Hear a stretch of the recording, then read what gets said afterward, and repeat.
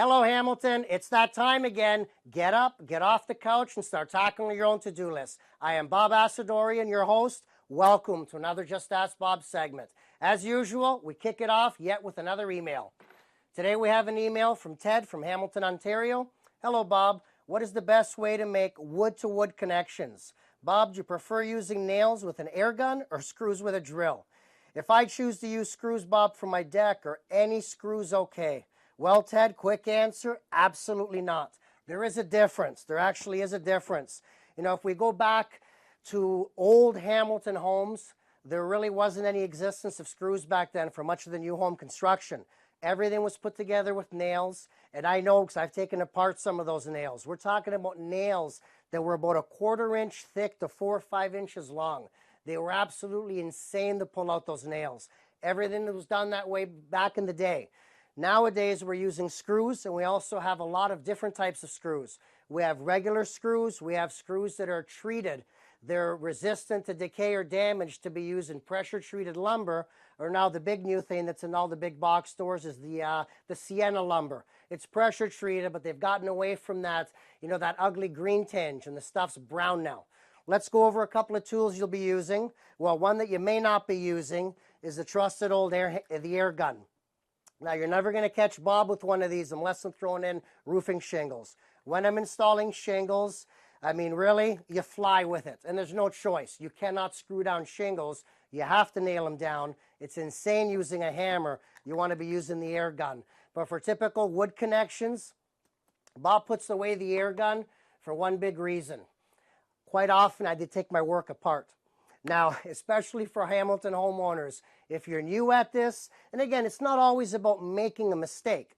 Plans change. Wife wants it done a different way. Husband wants it done another way. Someone's going to win between that tug of war. When you screw things together, one click, you can take it apart. You can re-put it together. So I prefer using a drill. Now, speaking of one click, taking it apart or putting it together, not always. Not if you've glued it and screwed it. Now, I've talked about this many, many times in the past, many times. PL Premium, this is the 3X. PL Premium 3X is 3 times stronger than the strongest construction adhesive on the market. I'm telling you, this stuff is amazing. Brick, block, stone, regular lumber, pressure-treated lumber. It will put everything together. So you better be very, very sure where you want it before you glue it. Now, if you really want to go crazy, we have a relatively new product. This is PL Premium 8X. About 4 years ago, I tried this product myself on a ceramic soap holder in a shower I was building. Now, when you build a shower, again, there's rough tile, there's smooth tile. In this particular case, I was a little bit nervous because it was a very smooth tile. There wasn't much grip to it. So anything that's that smooth resists the bond of adhesive. So what I do is I make small holes in the tile with a 1/8 of an inch drill bit. Then I put on the adhesive. I glued on the ceramic soap holder, and then I used metal foil tape as a backup. The tape was to tape it to the wall until the next day. Now, the next day, absolutely unbelievable. I tell you, I hung my entire body weight off that soap dish. This stuff is absolutely amazing. Expensive, though. That's why they don't even make it in the big tubes. Now, we have worked very hard to demystify the process of nail versus screw, screw versus pressure-treated screw versus structural bolts. So we have built a prop where we're going to go through every single type of screw and nail and show you why Bob prefers to screw it and glue it. Now, the age-old question, nail versus screw. So let's put them together and see what happens. Let's get the screw in here. Okay. Let's get a nail in. Now, the first thing to show you, I can't really pull that out easily. The nail comes out like nothing. Let's pop it back in again. So what we're trying to demonstrate is the screw has incredible resistance to being pulled out. The nail pulls out too easily. Now let's test them bending shear force.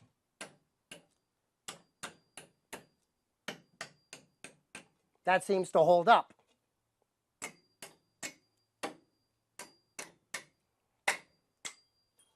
No strength, not a lot of strength for bending side to side. So another example, we have a cross block, it's simply nailed in.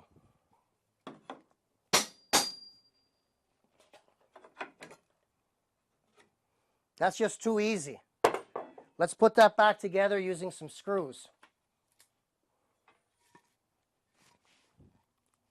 Incredible difference, and this is without glue.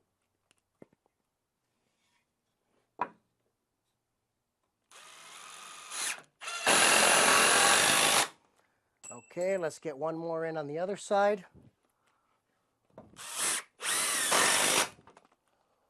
And I can guarantee you this isn't coming apart unless I destroy my entire prop here. Let's be fair.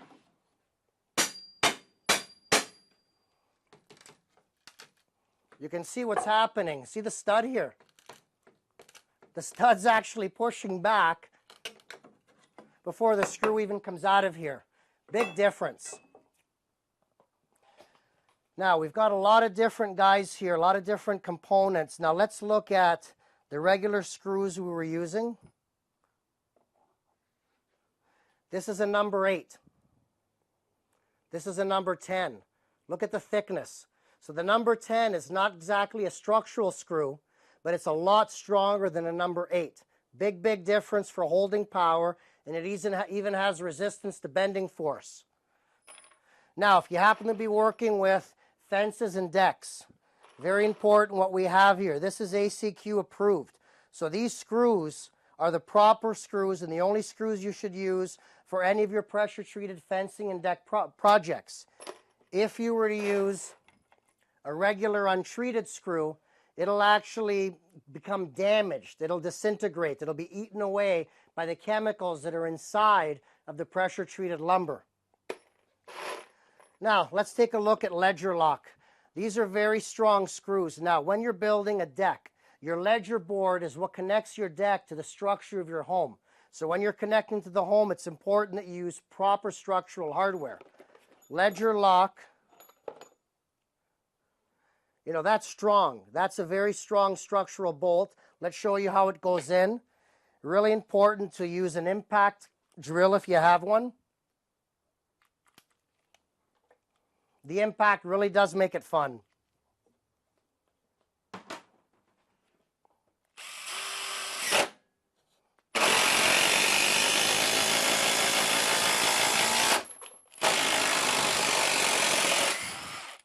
So think about it. This is what actually holds your deck to your home. Look at the structural components. Now let's talk about a deck where there could be some risk to your safety. Second story deck, 20, maybe 30 feet up in the air. No matter how well this deck is put together, so your deck's going to be attached to the home, it's going to project out. Obviously, there's going to be columns going down into the earth, into concrete. That's fine. But the only thing holding your deck to the actual home's framing are the ledger lock screws. So it's very, very important. You have to research these things. That's why decks have a City of Hamilton permit requirement. You can't just hire anybody to come in and throw a deck up for you, because for all I know, they're going to try to attach your deck to your home with a nail. You know, you have to be very, very careful what you're using to attach structural components. These fasteners will be noted on the drawings, the design drawings for the deck. They're going to be approved by the city. And of course, the inspector is going to be coming by to do inspections. Now, let's look at some other ones here. We also have, these are Simpson Strong Tie. They're strong drive SDS screws. These are very structural. I mean, you can even see it. It says structural on it. So you're not going to be using these to hang a picture frame. Let me give you an idea how these go in. Everything seems to come with its own bit.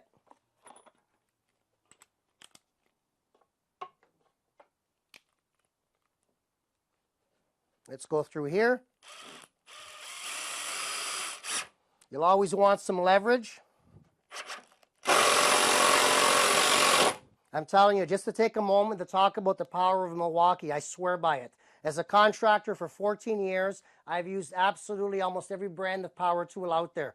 Recently, the last couple of years, they came out with the Impact. And I must admit, I wasn't a fan of Impact because the noise annoys me. And if you're using this long enough, make sure you're wearing hearing protection. But the power of this tool, you've got 3 settings. You've got 3, 1, and 2. So it is adjustable.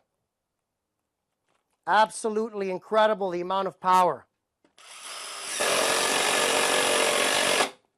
Now, let's move on to another one, timber lock. Now, believe it or not, there are actually applications on your home where you're going to need something this long. Right now, we're framing at a job a carport. So we've got 4 structural wood columns that are supporting the roof of the carport, the overhang. Now, in between it, we are installing 4x4s horizontal to hold in custom-made sections of glass. So if you picture this now, we've got the 4x4 post, and we've got another 4x4 going horizontal. So in order to get an adequate amount of penetration of anywhere from 2 to 3 inches, you actually need something this long. Let's show you how well this goes in.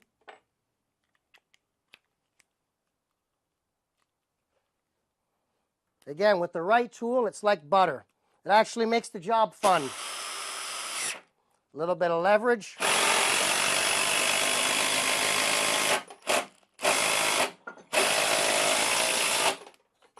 Countersunk nice and neatly. Very important between a nail.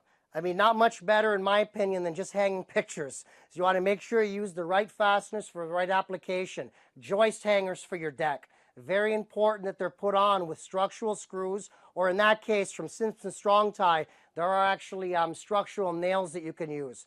Very important to use the right products in the right areas. Now, speaking of structure, when a screw isn't strong enough, or even a structural screw, you can nut and bolt things together. Let's take a moment to talk about the steel plate.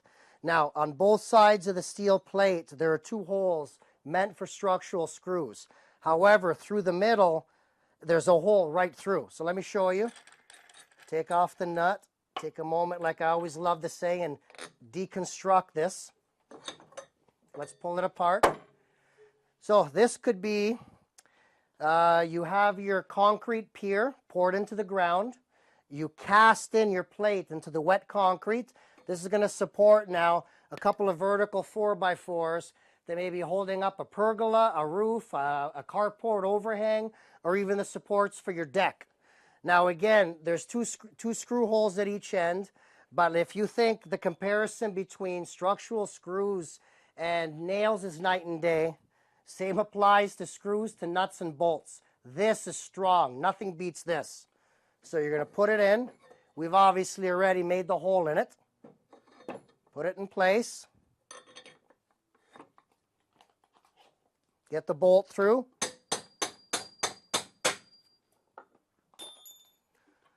You always want to use a lock washer, always. The lock washer, as the name implies, it's going to lock tight against the threads, and hence the nut won't want to come loose. So you get your lock washer in, you take your nut, attach that well. Now we go back to auto mechanics for a moment, and we're going to see if you just turn the one end, the other end will spin. So we've got to lock the one end. That doesn't move now.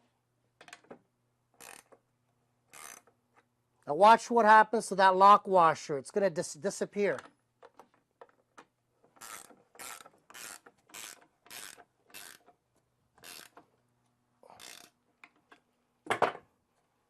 This is the ultimate for a connection. Nothing gets connected stronger than that. So for example, like the job we're working at now, we have 4 of these. They're supporting a large overhang for a carport.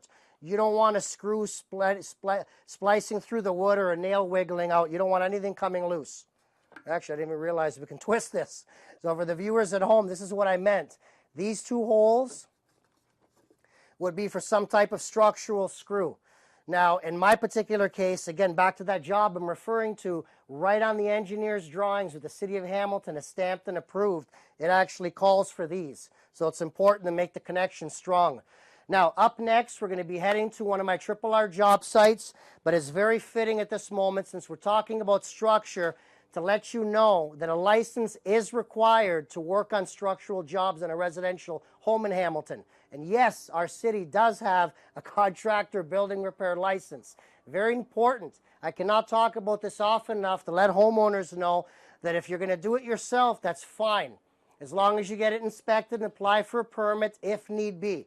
If you're hiring a professional, you make absolutely certain he's licensed. Very easy. Pick up the phone, 905-546-2424. Ask for licensing to vet if your contractor's licensed. And if you have questions about projects you may be thinking about tackling at home, ask the city if those projects require permit. Up next, on one of my own job sites, Triple R job site, we are going to be installing the SDS Simpson Strong Tie fasteners that we showed you here to install a 2x4 fascia all the way across the carport. See you there. In Canada, more than 13 million volunteers contribute over 2 billion hours every year. Volunteers support us in everything we do, and communities thrive because of it. At Volunteer Canada, we encourage and strengthen community involvement. We work with a broad range of partners to promote and support our shared vision of a vibrant Canada. To learn more, visit thenewvolunteer.ca, your connection to Canada's volunteering community.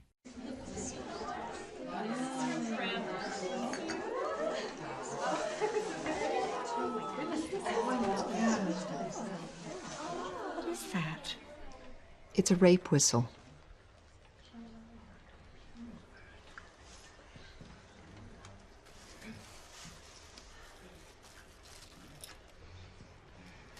The Canadian Women's Foundation, moving women and girls out of abuse and poverty and into confidence. Hello, Hamilton. Welcome back. Today we're on job and we're talking about fasteners, structural fasteners, and in this particular case, installing wooden fascia.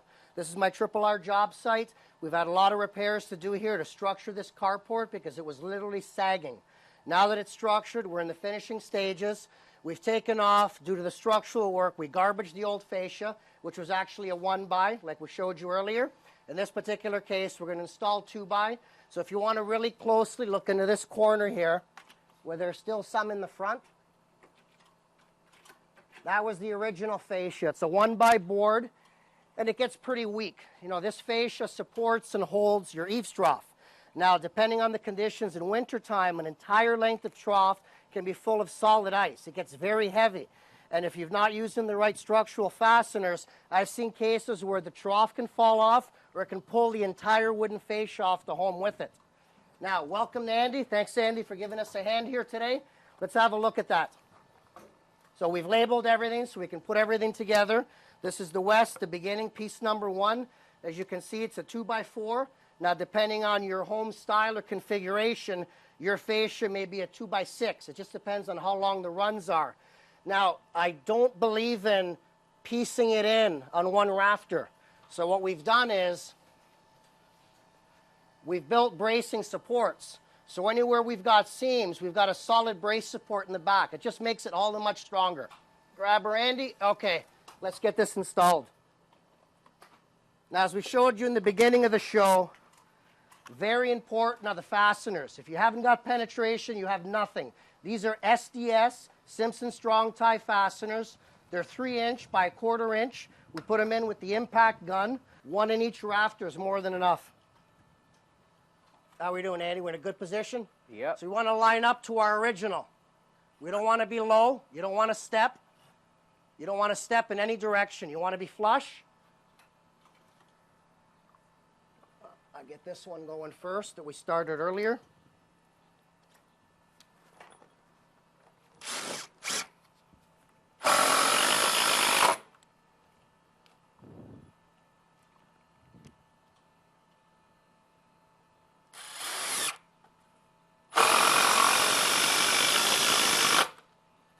Okay, how is it there? Any sag? Okay, fire away.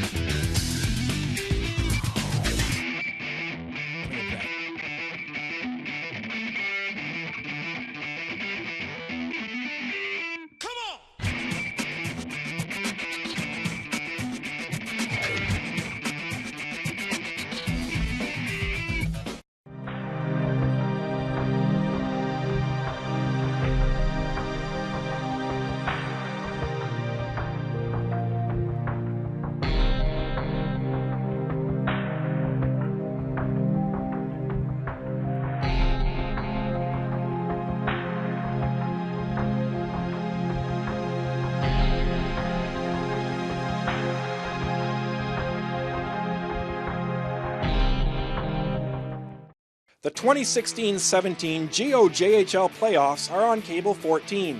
The Caledonia Corvairs look to capture their 4th straight Sutherland Cup, but first they'll have to get past the Elmira Sugar Kings in the OHA semi-finals. Catch Game 2 on Sunday, April 16th, live on Cable 14 and cable14now.com. The action gets underway at 7 p.m. Cable 14, it's live, local, and online. Welcome back, Hamilton. We've just installed the wooden fascia.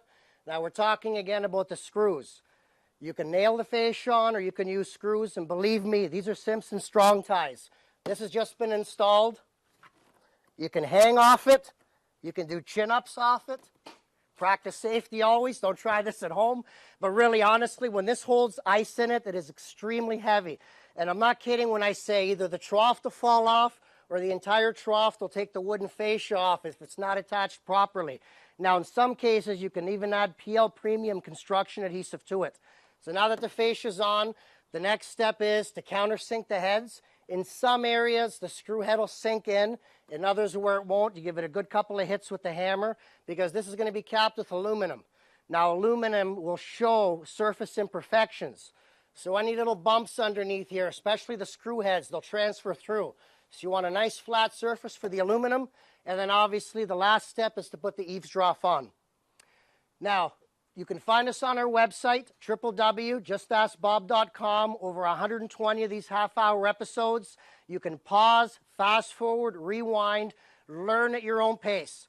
Also, please follow us on Facebook, Bob Assadourian, in brackets, Just Ask Bob. We have a contest where you can win to have us in your home to get you motivated. Donate some supplies and materials to kick you off with some type of project.